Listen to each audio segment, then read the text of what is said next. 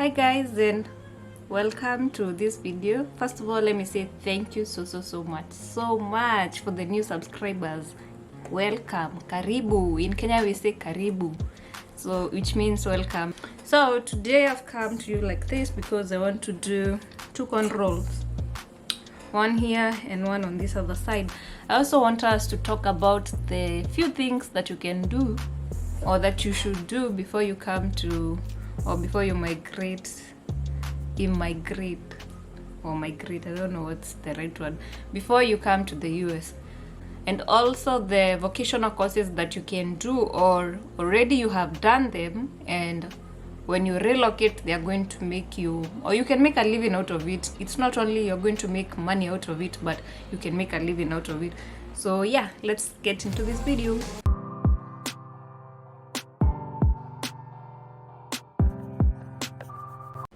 So first of all, in Kenya, after high school, most of us, or most of our parents, they do send us to colleges, like it's not mini college, I don't know how to call it, but we go to do two courses. We go to do computer packages, and also we go to do driving. Some do driving, some do packages only, others do both of them.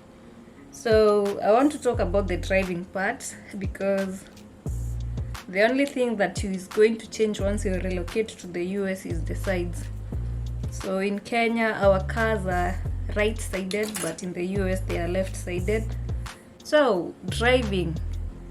So I knew the basics. I knew to start the car, to move. I could move like from a short distance, yes, but I could do something at least. But I wasn't perfect at all. I was nothing close to perfect. So most of the driving I came to do it here. So you can be like me, but also there are those who go to do driving, like they go to a driving school, which is also okay. But if you don't have the money, you can also be like in my situation. I can't be able to show you what I'm doing. You just see the end product of it, but my hair has shrinked, and I hate blow drying my hair because of heat damage. So I prefer to suffer the pain than to lose hair. So the few vocational courses that you have done already at home, or you can do, that are still going to help you, one of them is what I'm doing right now, doing the hair or braiding hair.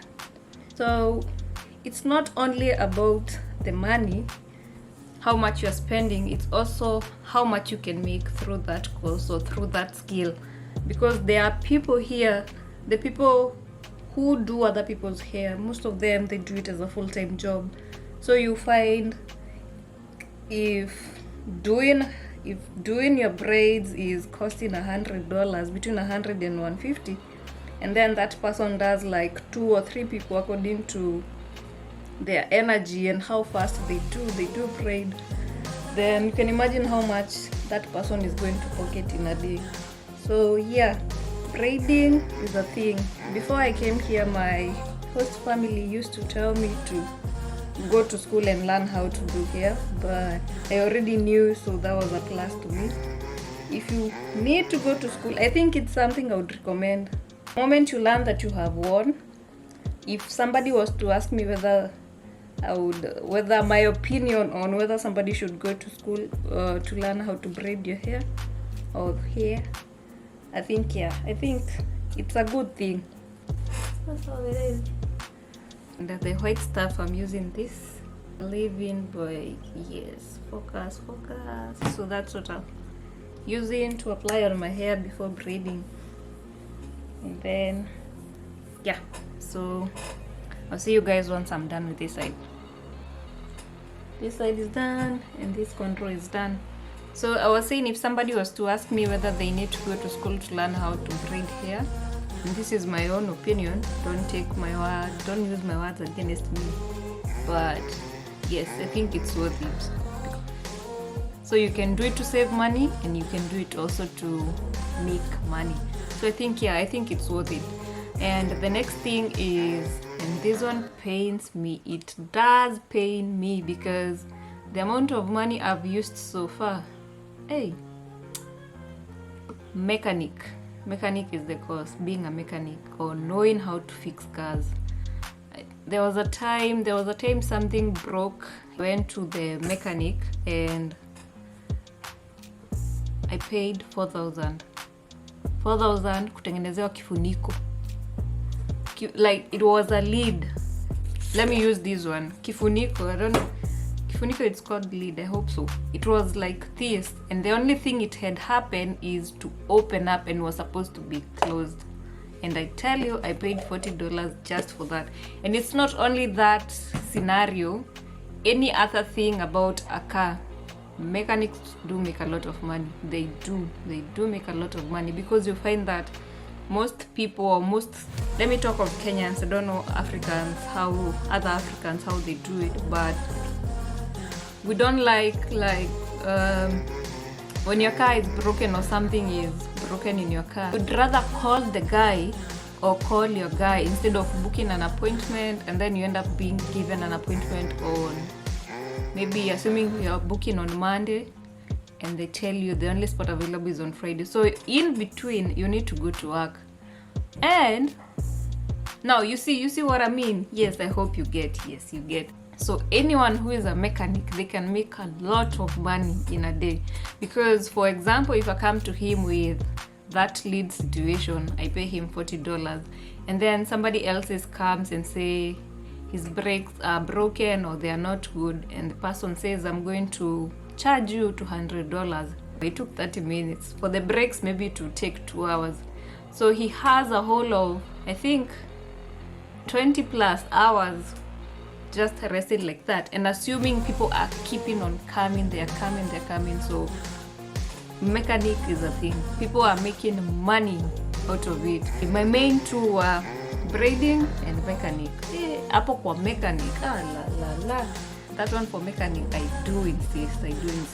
Please, if you have done mechanic, or if you have gone to school for, or you are in that situation and you're planning to relocate, kudos to you, you're good. The two that I do insist on people, maybe if you have the resources, maybe you can do is braiding and mechanic, because cars are not a luxury here, it's a thing.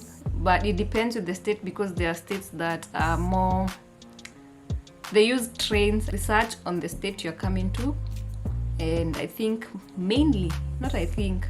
most of them, you do need cars. You need it to go to work, you need it to go to the store or supermarket, as we like to call them. So it's not a luxury at all, it's a necessity. You need it to work, you need it to survive, you need it to stand on your own.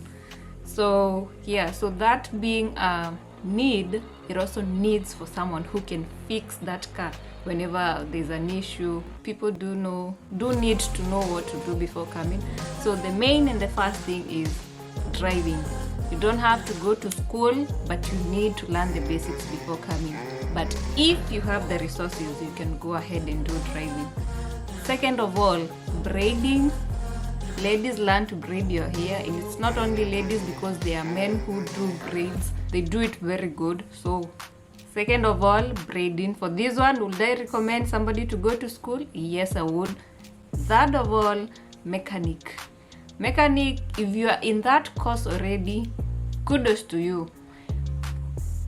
Is it something that I'll tell people like go do it? No. If you have interest in mechanic or mechanic engineering or mechanic course, you can go ahead and do it. Yeah. And all these things, I think, for people not to come later on and say, oh, Jackie, you told us to do this course, and now I've not won green card. I think I would recommend, after you learn that you have won green card, yes, do them. After you have learned you have won green card and you have an interest of learning how to braid hair, you can go ahead and learn. But let me say this, don't invest so much money in learning these things to a point of that you are lacking money to fund now the other process, the other things. Then go to someone's salon and tell them, can I be coming here? This is what I would do. I'm telling you what I would do. Can I be coming here and I see what you're doing? Sometimes you can also show me how to like hold hair, or yes, just tiny basics, and I'll pay you a certain amount of money for maybe 1 or 2 months, and then you agree on a specific amount of money. But don't over invest. For mechanic, I have no idea. Honestly, I don't know what to say about for mechanic. So that's the end of this video, and thank you so much as we wait, because I'm also part of those waiting, as we wait for the results for this year to be announced. I think it's May 7th or 8th. Because of time difference, I don't know whether it's 7th or 8th on the other side, but yeah. So as we continue to wait for the results to be announced, I want to wish you guys all the best. For those who applying for the passports right now, it's a good thing, so that by the time it's October, November, you have your passport ready, and the only thing you're left to do is to apply. So thank you so much, and until next time, I'll see you guys. So bye.